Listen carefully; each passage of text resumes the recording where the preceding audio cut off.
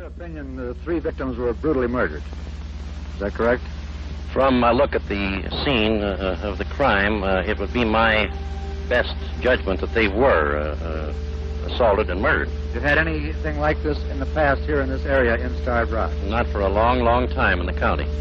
Do you think that this person could still be here in this area? He could possibly be. We're checking out that possibility.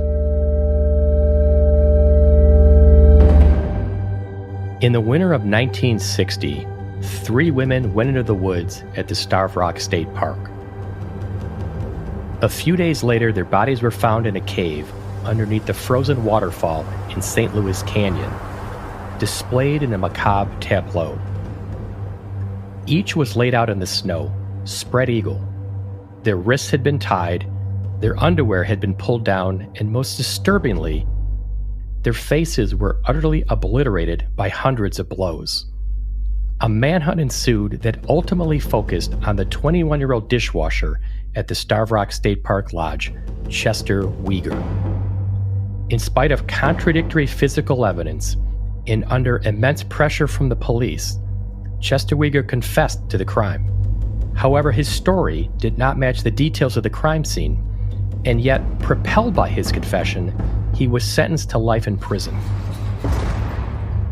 In spite of recanting his confession and proclaiming his innocence, Chester Weger spent the next 6 decades in prison.